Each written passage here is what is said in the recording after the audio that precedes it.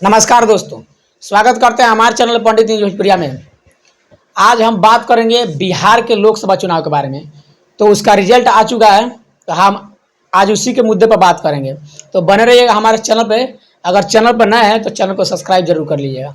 तो दोस्तों, मैं आप लोग बता दूं कि बिहार में लगातार कोशिश करने के बावजूद एनडीए जो गठबंधन है, जिसमें नीतीश कुमार और नरेंद्र मोदी का जो गठबंधन है, 2019 के चुनाव में उसमें पूरा कोशिश किया गया था, जिसमें से 40 से 39 सीट मिला हुआ था।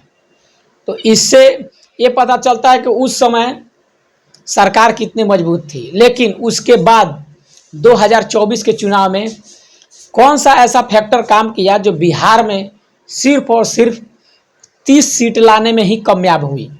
तो इसी मुद्दे पर हम बात करते हैं। तो दरअसल मैं आप लोग बता दूं कि बिहार में सबसे बड़ा फैक्टर एक रोजगार का फैक्टर किया, क्योंकि बिहार में आप लोग को मालूम है कि जब से सरकार है, ये बिहार में लगातार इतना ज़्यादा पलायन बढ़ चुका है कि लोग रोजगार के लिए मजबूर हो चुके हैं। और इसी के वजह से वहाँ रोजगार फैक्टर जो काम की वो सिर्फ तेजस्वी यादव के लिए की, और तेजस्वी यादव बिल्कुल 5 सीट निकाले और कांग्रेस 4 सीट निकाली।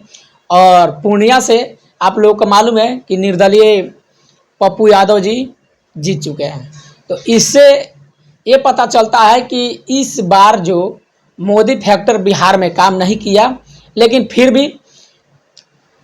भी केंद्र में नरेंद्र मोदी का सरकार बन गया है। वो भी 300 से ऊपर गठबंधन से मिला के बना हुआ है। बहुत सारे पार्टियों का गठबंधन मिला के एनडीए का सरकार बन गया है।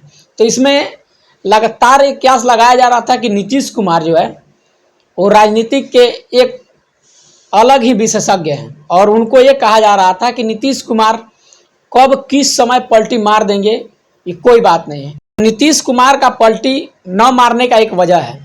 एक वजह ये है कि 2025 का जो चुनाव है वो अब नज़दीक आ गया है। अगर नीतीश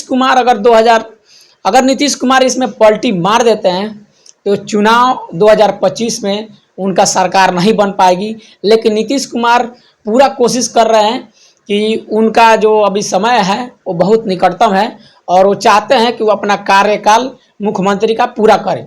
इसके वजह से वो एनडीए गठबंधन का साथ दिए। लेकिन मैं आप लोग बता दूं, इसमें भी बहुत मोल भाव किया गया, उसके बाद नीतीश कुमार माने और कोई मंत्री पद उनको सौंपने का एनडीए गठबंधन वादा किया है। लेकिन उसके बारे में मैं खुलासा करूंगा। तो इससे अभी नरेंद्र मोदी का सरकार बना है, वो भी सबसे पहले प्रधानमंत्री जवाहरलाल नेहरू जो 3 बार प्रधानमंत्री रहे, लेकिन उसके बाद से लगातार 67 साल में अभी तक कोई ऐसा पार्टी नहीं था कि जो 3 बार प्रधानमंत्री बना सके। लेकिन इतिहास अपने आप को दोहराया और एनडीए गठबंधन तीसरी बार नरेंद्र मोदी के नेतृत्व में उनका सरकार बनाने में कामयाब रही, और सरकार में तीसरी बार नरेंद्र मोदी अपना केंद्र में सरकार बनाने में कामयाब हुए। और उनका 8 तारीख को शपथ ग्रहण है।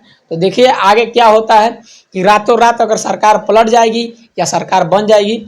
तो आप लोग एक बार जरूर कमेंट करके बताइएगा कि नरेंद्र मोदी को किस फैक्टर पे काम करना चाहिए कि अगली बार उनका जो मंसूबा है 400 पार का, वो अगली बार जरूर पूरा हो सके। तो मिलते हैं किसी नेक्स्ट वीडियो में किसी और जानकारी के साथ। ये जानकारी आप लोगों को कैसे लगी? अगर चैनल पर नए हैं तो चैनल को सब्सक्राइब कर लीजिएगा।